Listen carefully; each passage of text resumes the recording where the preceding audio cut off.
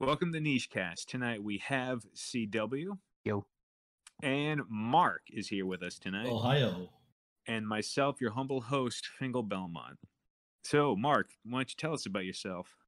All right, so people maybe know me from other things, but for Niche Gamer, I'm basically the the media partner manager. What the media partner is someone with their own YouTube channel and their own platform, whatever. And what we're going to do is we're going to create a decentralized network of YouTubers and content creators and all that other good stuff. And what we hope to do is grow a mutual relationship, both through numbers and just relationship wise, through audience osmosis, and to grow both our platform and their own platform through the power of groups. Seems like we got a lot of growth coming in the future then, huh? Yep, absolutely. Basically, in layman's terms, the way that I figured it out is it's like machinima but not retarded and sinister. Yeah, basically, yeah. I mean, machinima before they got bought out by Water Media and more decentralized. Mm-hmm. And that's basically what I'm trying to do. I mean, and that's what we're trying to experiment with.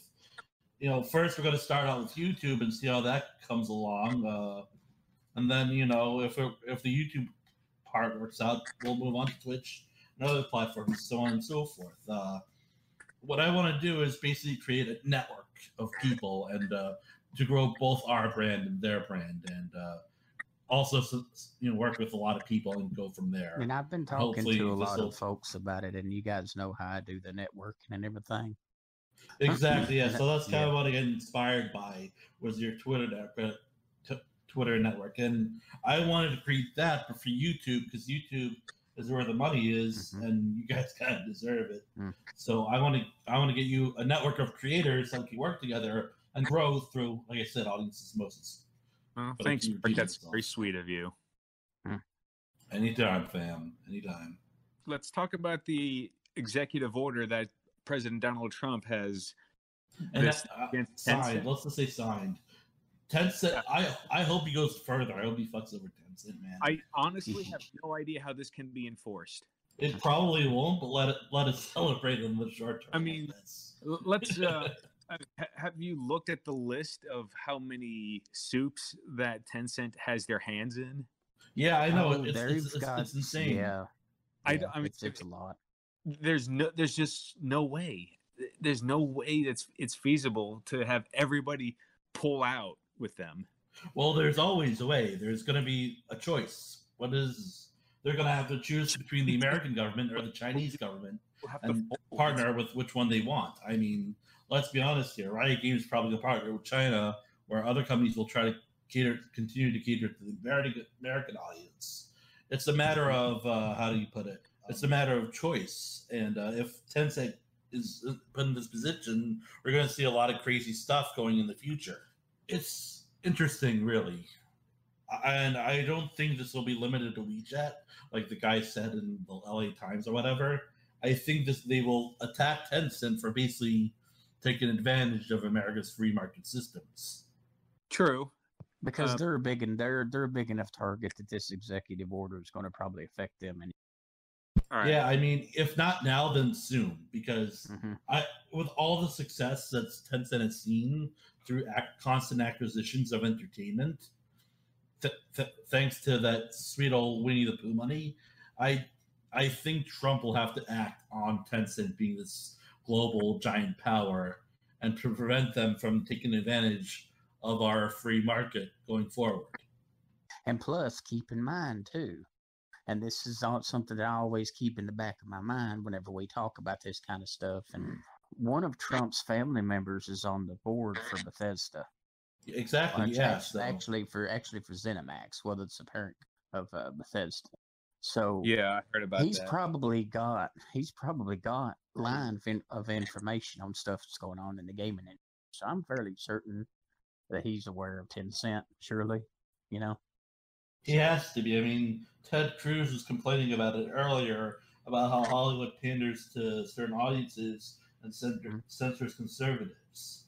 I have some feelings on this that may be a little unconventional, but why stop at just Tencent And why not apply this to other social media platforms or companies like Google and Facebook, since they also collect information? God, yes. Well, yes, but you have to keep in mind those companies are American companies. Yes, So- I understand, but hear me out. Let's say China actually is collecting information. I don't know if they are. We don't know for sure. But let's say for the argument they are. Why is that any different than other companies, like American companies, also collecting our personal information or data?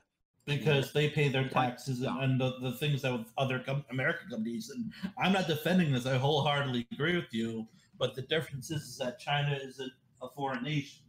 Now, Facebook, Twitter, or whatever, for all their scumminess, aren't massive countries with people or whatever. They act like it, but they're not. So they pay their taxes supposedly and do all this other stuff that all American citizens do. Does Apple collect personal information? Yes, and it's a problem, and I agree with you. But the fact of the matter is that they aren't a country. They are a product of the U.S. An Irish company. Apple is technically Irish. On paper, that's where they're technically founded, and because they wanted to take advantage of some kind of like tax loophole, so they are technically Irish. So does that make them foreign? I don't know. You'd have to bring that up to the council, Trump, whatever you want to call them. There's a lot of gray areas about this that kind of makes things very fishy to me, and I'd feel so much more comfortable if we applied it across the board. Make it illegal for any company to collect information, and I think that there needs to be some kind of internet bill of rights. I wholeheartedly agree, but at the same time, I feel like they will take advantage of that, and they will try to shape that bill of rights into something that benefits only giant corporations. I mean, I'm a free speech absolutist. I love talking about them stuff on the internet. But, at the same time, it's like, I don't want to screw with a proven formula. I want the internet to be the Wild West. I mean, the problem is that once they start regulating things and doing all this stuff, it's like, then they could turn it against us, the common person. So I believe that Twitter and Facebook and all these companies should be held accountable for their censorship practices, but they need to be caught in the mold. They need to be caught, proven to be censoring people rather than just based on assumptions. Like that Twitter hack is good evidence for proof for Twitter to be banned. But I have a solution. It's either when you create a platform, you have to choose if you're a publisher, a platform. I wholeheartedly agree, and they're acting like they're acting like publishers even though they're platforms, so that's a problem. What they should do is act more like platforms. So that's the problem that we're currently facing. But in any case, the point being is China is an active threat, and we're basically in a cold war with China, and they're actively funding a lot of culture war stuff too. Well, let's talk about that Twitter hack that you mentioned. Oh my God, yeah. That was something crazy, wasn't it? Yep. Literally every verified account on Twitter got hacked, and then they got locked out. A bunch of articles come out that apparently it was the ringleader was a 17-year-old. Yeah, I heard about that. Basically, the 17-year-old just did some social. There was a group of them. There were some articles that came out, like I said, and the ringleader ended up being some 17-year-old Nimrod. So. Yeah, but all they had to do was social engineer. I mean, these people should have two-factor authentication. Yeah, that's right. Because they just got to know the guy on Discord and was just kind of like, he dropped a little hint of information of like, oh, hey, I work at Twitter, trying to, I guess, impress whoever he was talking to, and then getting the login and. Yeah, it's quite fascinating how people. The kid did it, or if it wasn't a foreign power. No, it's definitely a kid. It's confirmed. Yeah, it was a kid. Yeah, it was a kid. It was confirmed. I don't know if it's what's worse though. Is what I'm saying. I mean, it's quite interesting that a kid was basically able to social engineer the guy's password or whatever. But what's more interesting to me is that guy didn't have two-factor authentication on one of the biggest social networks in the world. I mean, that to me just sounds irresponsible. Not on the kid's behalf, but on the employee's behalf. So the employees the one to blame, not so much the kid for taking advantage of certain factors. It's like the kid didn't do nothing. The kid probably just looked up the darknet or whatever on the Onion, saw his password, and just didn't even hack in Twitter, logged into his information. So it's like I feel the employee should be more at fault than the kid. I agree. Oh yes, by all means, definitely. I mean, it's just an interesting subject, but Did Donald Trump get hacked as well? No, Yeah. I don't think he did. I Could think you he imagine did, what would but he happen? didn't. But it didn't. But he didn't post anything. Now Barack Obama did. Barack Obama's account was putting out the Bitcoin links and stuff. It was pretty funny. Hilarious. Oh God! Wonder I how many mean, people did. I wish. I said this earlier on Twitter, and I'll say it again. I wish he would have went on Trump's account and just posted the Gamergate hashtag. Oh yeah. Yeah. Or This is how it something works. or Trump would just do something. this. One tweet. Yeah. Hey everyone, watch this. Next tweet. Gamergate.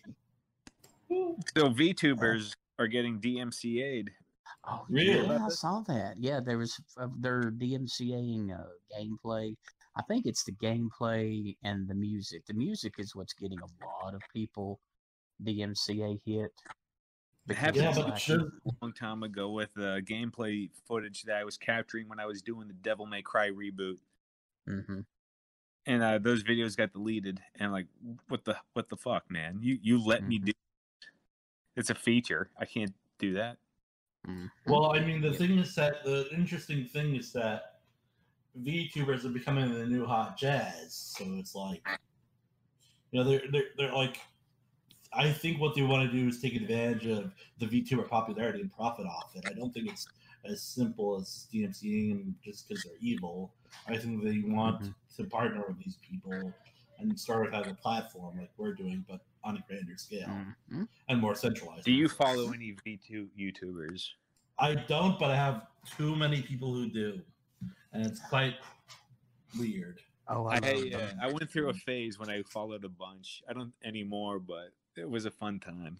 Most of them are just becoming to the limelight recently. I mean, it's the hot new jazz, is what I'm trying to say. I mean, it's it's been growing in popularity recently. I mean, this or whatever her name is, it's been a thing for a year now. But I've noticed a lot of people, a lot of new VTubers popping up just in the past year or so. Not just 2 years, 6 months to a year. Then we got you got the American Dragon, we got the Dog Girl, we got the Cat Girl. It's quite interesting, really. Now people are going from PewDiePie to Enemy Waifu, so it's quite interesting. So G4 is going to be coming back. Oh God! Did you watch G4 back in the day? I did. I used to love it before the merge. It was. I do remember lots of Cops reruns. Yes, it was basically notorious for having half content and half Cops reruns. So it was non-stop Cops reruns. It was like Spike TV in that regard. The problem with G4, and I don't think they'll be able to do that now that they've banned reruns of Cops and that live PD. They can't play that on TV anymore. Yeah, it's unfortunate, really, because it's an interesting show. Well, they could just find someone brave enough to do it.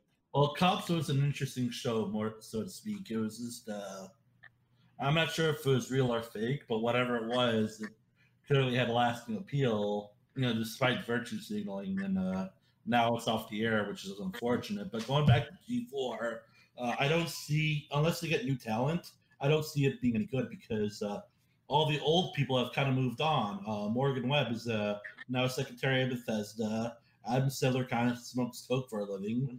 Allegedly smokes crack. I'm sorry.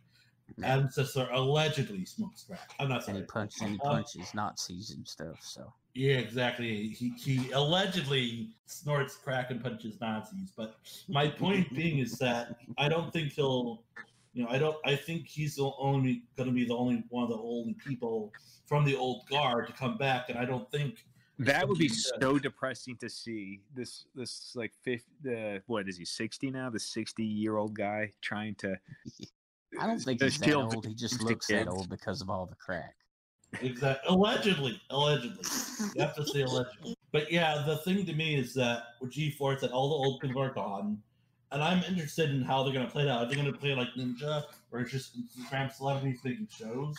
Are they going to have it more like the old days, where it's kind of like less PC? But honestly, I completely fail to see the point when YouTube exists. You just upload. I foresee it becoming like a channel that is nothing but commercials for AAA publishers. Which original G4 programs did you enjoy back when it was on the air? I liked the show with Tommy Tallarico and his buddy, where they review games and stuff. I also liked. Oh yeah, that was great. It's kind of interesting because when I was younger, I only knew Tommy as the Anthony because I was a Nintendo fanboy at the time, so I just knew Tommy as a Nintendo hater, who was a reviewer at the time. I only knew him, the guy that composed the music for Earthworm Jim. Mind you, I was younger at the time, so I didn't know he composed the music for Earthworm Jim. I just knew him as the guy who did the music for Majesco's final game, and I think that's the name. The music for Earthworm Jim. Oh hell yeah, cool. Tallarico's he's got range. He's done a lot. That boy has been involved in many projects. Wow. Yeah, Tallarico is a very interesting character for sure. I hope he gets that Amigo thing. I hope the Amigo is somewhat of a success. I don't think it has any identity, so to speak, because Amigo is an interesting case because it lacks identity. And I think Tommy has a good idea of what he wants to do, but the problem is he's trying to cater to audiences that don't really play video games and are really focused and don't really want to buy a $250 system just for some cheap mobile knockoffs. I mean, he has a bunch of good ideas for his portable system, and I like a lot of the ideas, although some of the stuff I strongly disagree with, like the lack of creative freedom and all that. But it's just, I think Tommy's approach to a sort of retro hybrid console is kind of interesting.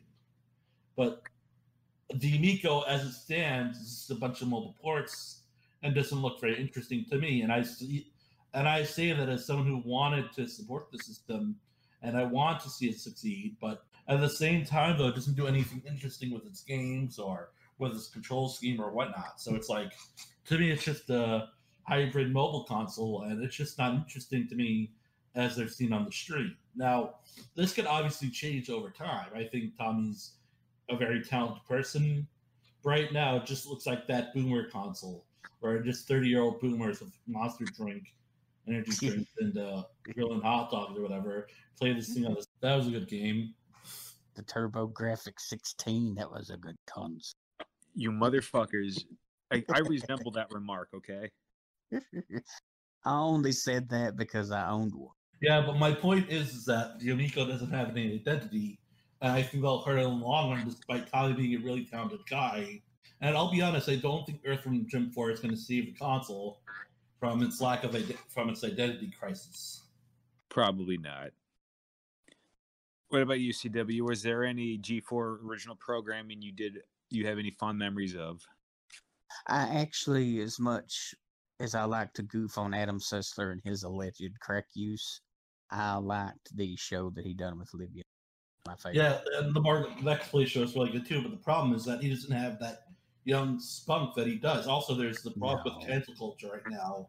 You have these crazy people on Reset Era, and I'm not going to call them allegedly, they're outright batshit insane, but you have these nut jobs on Reset Era constantly looking through 15 years of history throughout channels just to cancel them and replace them with their own people. Now, the problem is that G4 back in the day was very gamer-centric. You know, it wasn't shy about certain things, and it knew its audience. I do remember they did have some pretty edgy skits in that they were legitimately funny at times. Oh, yeah. Yeah, I mean, they weren't like the edgiest thing in the world, but it's like, you know, like nowadays, I think they get in a lot of trouble for doing some stuff like that on TV. That's my concern. I mean, I don't think. Oh yeah, I have absolutely zero faith in G4's return. I'm absolutely 100% positive. I'm willing to put money down on the fact that it will be some woke ass shit. Oh, it'll be 100% paused. Oh yeah, for sure, it's gonna be woke. Yeah, and that's the problem is that when you look at the markets, all that, and look at the numbers. I mean, people aren't buying woke shit; they're buying real shit. Just look at the comics market for an example of people detesting all the woke despite it being shoved down their throat. I mean, it's because it's the path of least resistance. People who don't give a shit about woke shit, like people like us who don't care about it or that we're against it, we don't matter because we don't complain. We don't really we just move on and we don't make a big stink about things. People who are woke, all they do is complain, and there are very small but very vocal minority, and Yeah, but that's what I they mean. hold a lot of It's positions the of power in it's the media. squeaky wheel that gets the most attention. And I also don't believe they have as much power as they think, because it's just a matter of, squeaky wheel gets the most attention, gets the oil. Absolutely, but it's all about optics, though, and you have to understand that the I don't media think optics really that matter. I don't really. I think they do. I think they do. But here's the thing, though, is that somebody considers that the media has like the traditional MSM media still has a lot of power, even in the post Gamergate Trump world. They're where they'll try to fuck Have up you ever partnerships. an example Let me of finish. somebody completely ignoring the cries of a screaming woke warrior? Has there been an example of anyone just completely disregarding them and then staying the course? Only very few like Goya, and they're privately owned companies. But yeah, there's very few people that really would stand up to the outrage mob, and they get lambasted on. Can you tell me any examples of somebody standing their ground? I mean, Goya. I can think of a couple. I can think of a few, and they came out completely unscathed, because I think it's only fear, it's mind power. I can think of Matt Stone and Trey Parker. Yeah, that's a really good one. But the thing is, though, is they already had like their own thing going before all this woke shit.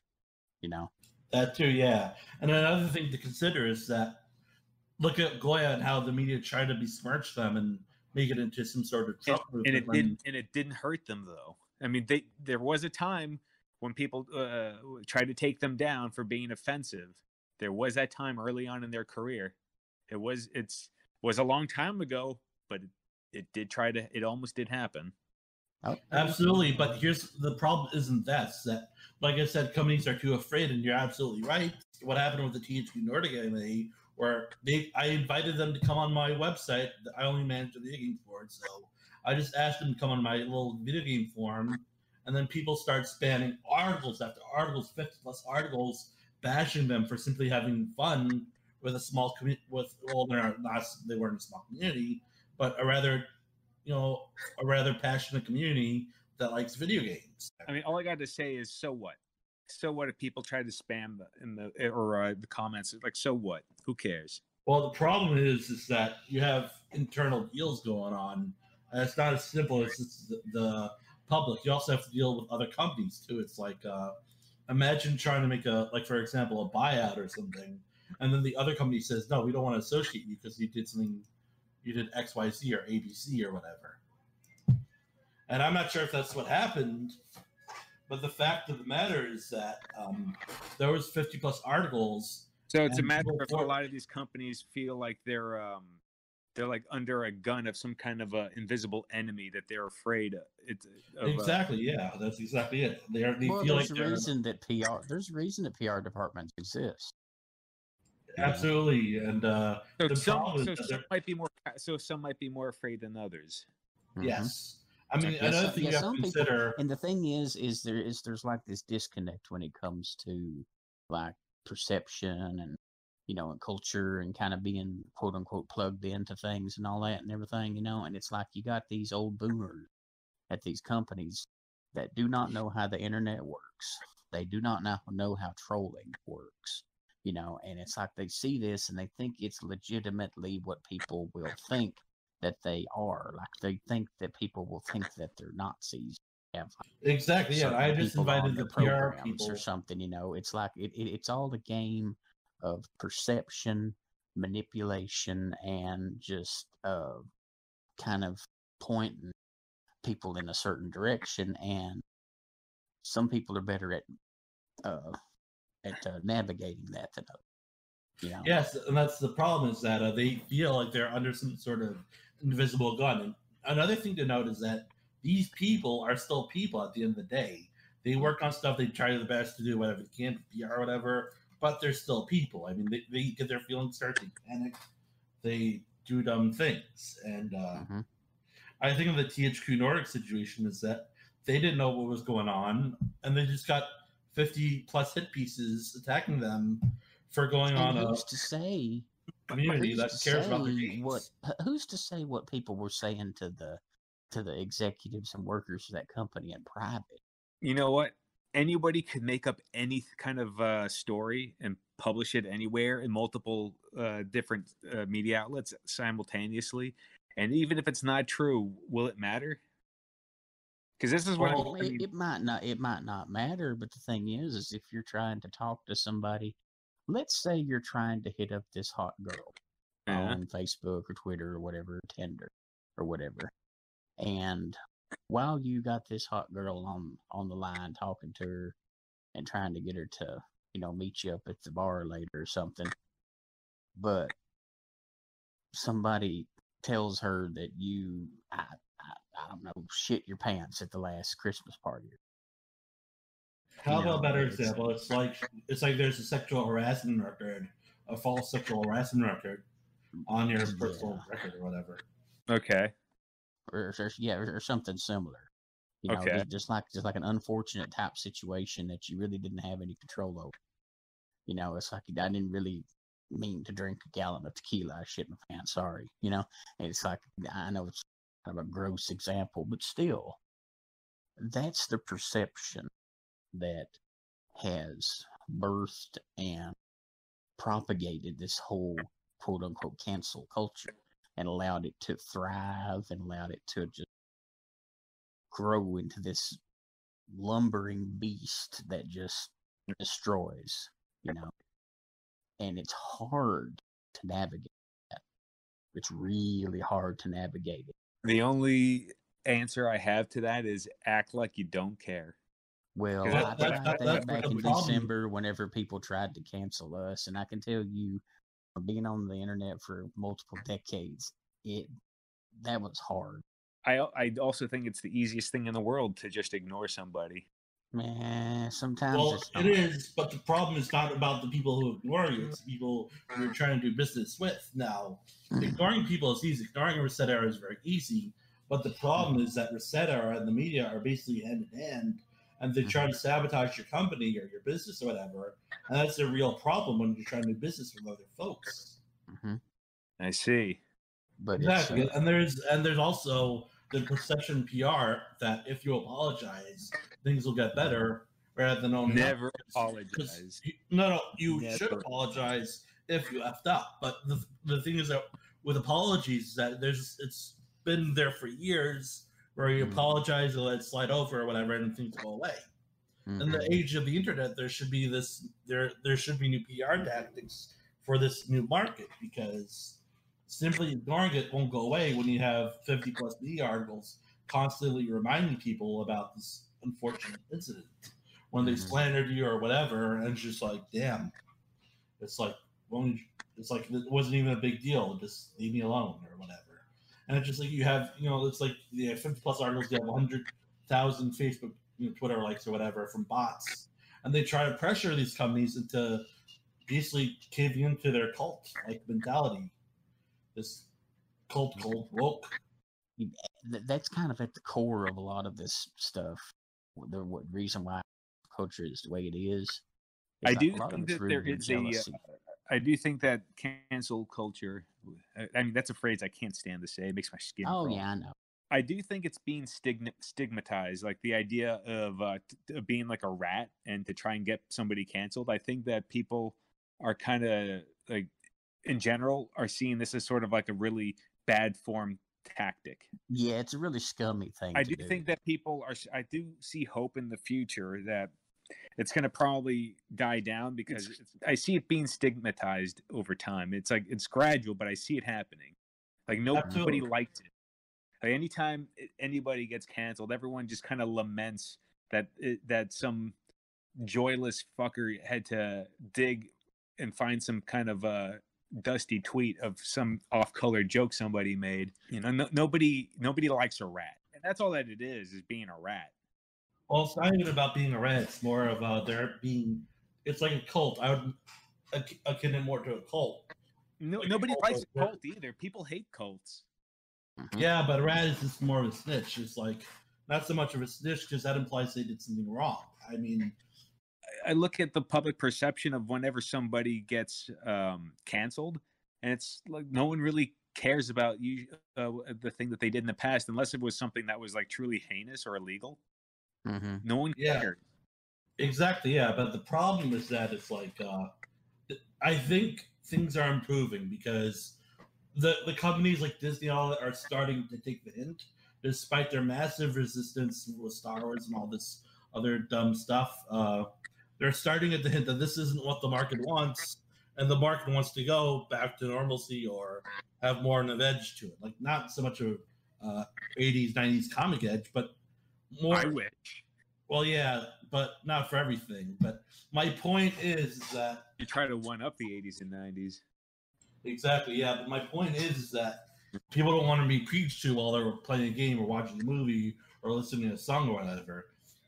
People have a lot of different things going on in their lives. Things are crappy as they are. It's a matter of being preached to. It's a matter of things being black and white, and people are being called evil for doing common sense good deeds. And it's just like, damn. And this is why the market and Disney and all these other companies are kind of failing and are begging China to sort of bail them out.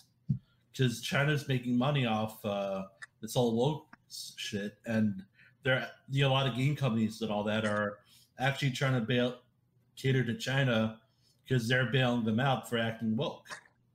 Get woke, go broke is usually the name of the game. There are exceptions, sure, but that's normally how it is. So you're the one behind the Ghost of Tsushima review, right? Yes, I did. Is it really that good? Like, I look at the game and I just see, I haven't played it. Transparency, obviously. I will say this: the first few hours are pretty magical. You get kind of enchanted by the setting and the aesthetics, and it looks beautiful. But once you set into the normal cycle of the gameplay, it kind of wears off. And but you gave it like you're pretty much playing. You're pretty much playing like a Eon generic Assassin's Creed almost. You go. So the novelty kind of wore off pretty quick, huh? Yeah, it did. It kind of becomes almost like Far Cry in a way too. You go inside the enemy encampments and you go around giving lethal wedgies to badges. Oh no! Tell me, this is so you got like a mini map with markers and objectives and stuff like that. Yeah, but I will give it this though. They came up with a fairly graceful solution to having almost no on-screen waypoints though, where it's like the wind will blow in the direction of where you got to go. So it's kind of like unobtrusive, and it looks real slick at all times. Really? Yeah. For some reason, I thought I gave it a 9. Maybe I was mixing up with Thieves review, but yeah, I mean, it's like the game just looks like it has some interesting things going for it, but I just don't think it looks that good from a gameplay standpoint. The sword play is nothing to write home about. It's your very standard, mindless kind of like Arkham style combat. It's a shame because I would like to see more games try to have their own implementations of melee systems, kind of like Prototype or Devil May Cry or Ninja Gaiden or God of War. So it's not like The Witcher 3 where the sword play is a little bit more acrobatic. It's very Arkham is the way I can do it. It's very That's unfortunate. Linear. Yeah. There is some skill ceiling once you get really high in the upgrades, where you can kind of cheese the enemy with your ninjutsu tools, where you could step lock them, and where you could put like a smoke bomb and just get some free stealth kills. And that's actually pretty cool. Yeah. Yeah, but the game actually becomes really easy if you lean in the direction of playing like a ninja.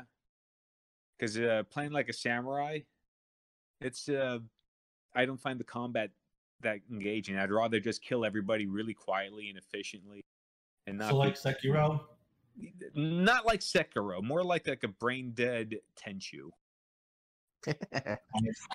All right, that's fine. That's fine. Sekiro's combat is spicy. It can get really intense. This shit's mild. Yeah, like it's like you feel like some sort of like actual samurai in Sekiro. Sekiro had also the benefit of having some really insane enemy types.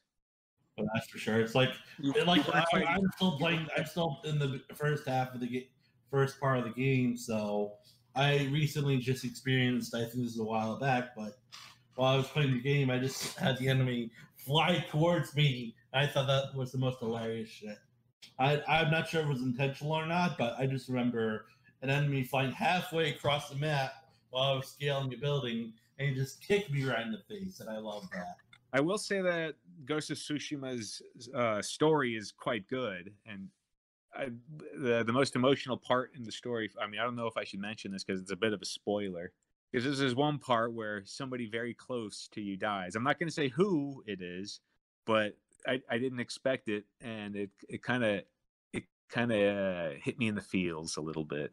Did you hear that Fairy Tale got a nasty day one censorship patch? Did Namco publish it? Because that'd be surprised if they did. Across all platforms. It was done by Bandai Namco, I believe. That's surprising to me because Bandai Namco has usually been good about anime stuff recently. Yeah. But now they're trying to censor game stuff. It's like, I feel like there's multiple divisions of Bandai Namco, some of which are more woke than others, and I feel like they could have a better job of organization amongst the company. If you know it's what I a mean. little peculiar to me since Fairy Tale seems like I don't follow it, but it seems to me to be a kind of anime that is very fan service focused. I mean, it's like the fucking anime is 95% fan service, and yeah, but this one in particular though is quite open about who the audience is for, right? I mean, I've seen the gift. I know what goes into Fairy Tale, and it seems very counterintuitive to me. Like if I was a fan of this, and I find that there's this day one patch that only addresses major bug fixes and performance issues, but it also takes away one of the major aspects of the game that I enjoy of the show that I enjoy. Why would I ever get it?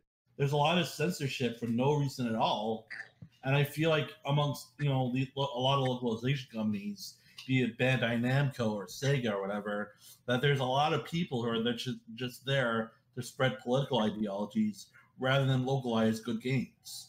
Localizers, translators, all those people are cancer. Yeah. Well, I mean, if they just translate the game, which is what people want, maybe add a dub or whatever, that's fine. But the problem is that people think this is in the 90s, like some people in the industry think that this is 1999 or 1995 or 1980, whatever, and then they have to censor games for the families or... Some people got to justify their jobs, I guess. I don't know. Well, it would be like going to McDonald's. It would be like going to McDonald's and getting a fucking hamburger, paying for it, and then when they hand it to you, all they give you is 2 pieces of bread. You know? Exactly. Yeah, that's exactly it. All McDonald's is a good example because their food's crap, but that's beside the point. I mean, the fact of the matter is that they're trying to edit things out for their personal taste, and that's not how it should, and any professional in that industry should know that localization shouldn't be a thing. It should always be translation. They don't know their audience. It's really exactly shocking that they don't know who the hell they're trying to sell this to when they do something like that. There's a lot of things they could do differently, and there's a lot of ways they can justify their jobs without having to resort to editing content or changing gameplay. This isn't 1989 or whatever. We're all adults here. Children have the internet. They see the changes online or on YouTube channels like Censored Gaming. Hell, Censored Gaming themselves has like 200,000 followers, and these are people who don't like censorship. I mean, they are your market. I mean, 3,000, 100,000, 200,000 followers, and these guys are just the tip of the iceberg. People don't like censorship. They hate when you botch localization jobs or add some sort of outdated meme or outdated Trump joke or whatever, because it's not what the developer intended. I mean, I understand where you have to substitute a joke for a Japanese pun, but having a political joke or a meme, that just isn't the way to do it. It has to be, there is like a minimal amount of creating writing involved, but censoring the product, that's not part of your job. Your job is to present the game as is. And that's really what it's all about. All right. Speaking of playing a game as the developers intended, how do you feel about the Analog Pocket? You know what that is? I don't. Can you educate me? Analog is a company that makes FPGA clone consoles, and The Analog Pocket is their attempt at doing their version of a Game Boy. It'll play original Game Boy cartridges as well as GBA and Game Boy Color.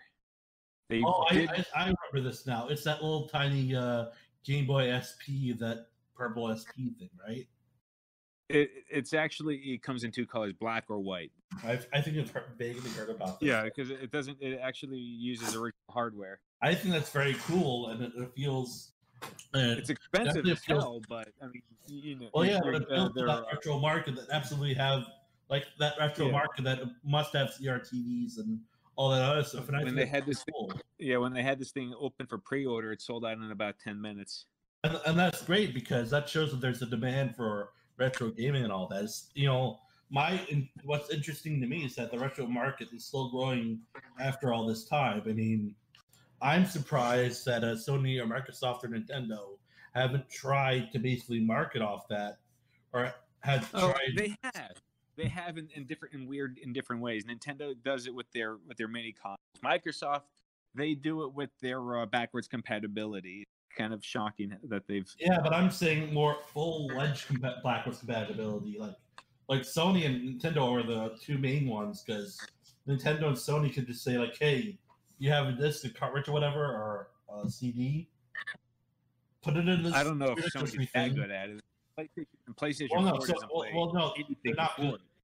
And they could if they're able to pull something off, like for example, in Nintendo's case, they probably have to get an accessory, but Sony, all they need is a disk drive. So if Sony's able to say, "Hey, here's our physical version of the PS5," we'll be able to play all of our games from all of our libraries, so long as they have the disc, then that'd be a must buy for every PS5 owner, because you can play your PS2, PS1, PS3, PS4, and PS5 games all in one system. And to people, that's pretty crazy. And all they need to support. It would add a lot of value to their content. Yes. As for the Analog Pocket, at the box, what it does is it plays Game Boy Advance, Game Boy Color, and classic Game Boy games, right? But it also they sell these separate adapters for it that are separate, right? And these adapters, I might just get one just to play Golden Sun again. I love those. They have adapters for Game Gear, and also one for the Atari Lynx. I think it's worth it if you really want a reliable Game Boy Advance player, because like the design of this thing it's slick. I don't know if you've seen it. It looks kind of like a Game Boy Pocket, but it's got like shoulder buttons to it. I have a question, if I may ask. Does this support N64, PlayStation, and DS or PSP or whatever? No, it doesn't, because it's specifically designed with like 2 FPGA cores, and it's made specifically for the original cartridges if you have them. No one has attempted to do a clone N64 just yet. I think there is one coming out later in the future, but it's from a company that kind of makes shitty hardware, so I don't know how reliable. Yeah, there is. Yeah, I think I know. I think it's from Retron. Retron is doing it. Yes, they are. And plus, there's the whole matter. And plus, there's the whole matter of Nintendo likes to send cease and desist letters stuff. I think it kind of falls into a gray area at a certain point, because Nintendo isn't making N64s, so they're not going to profit off it no matter what. I think the weird thing is with Nintendo is that it's like Nintendo doesn't know what to do with its own market. They're boomers when it comes to online technology, because all they would have to do is create like the virtual console, but also have a Game Pass method where they can play all their $20, $30 a month. You pay $20-$30 a month or whatever, instead of $2. I have access to every first party title imaginable, along with some third party games, whatever they're able to get. And they have this, and it's like Nintendo has this massive library of games they could also borrow from Sega, and I think it's more complicated than we might realize for them, because emulation is not reliable on the N64 in some cases, and I think Nintendo's got like really, really high standards on what they put out. Mm-hmm. Absolutely, but Nintendo has the hardware, what we call it, they know how the hardware works. So I think they're able to easily make an emulator for all these. I don't know if it's as easy as you think. I'm sure it's not, but yeah. And they've look at how long it took Microsoft to put out an emulator that wasn't shit.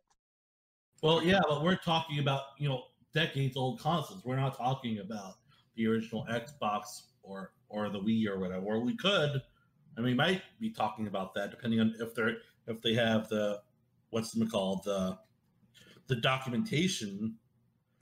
Even if it's a couple there are original Xbox games that are on backwards compatibility. Yeah, there is. I have quite a few actually. Yeah, exactly. Yeah, I got one of the Shinobi games. Yeah, but my point is that they have all their hardware documentation, as we've seen from the recent Giga Leak. So they keep a lot of their stuff in their back end. So it also just be a matter of what they think is worth their time and money. Then, well, they'd rather people buy their new Mario games than buy the Mario 64 again. Well, yeah, but this is where the Game Pass comes into play, where they charge people $20, $30. That would still compete with their own games. Nintendo's very weird that way. They don't like to compete with themselves, and they know that people love their older games. It's one of the reasons why they kind of keep them locked away almost all the time. It reminds me of that meme that I see a lot of like that, where it's got that dog holding a little piece of paper, where he's like, remember, only remember, don't play. Remember Banjo-Kazooie? Remember Custom Robo?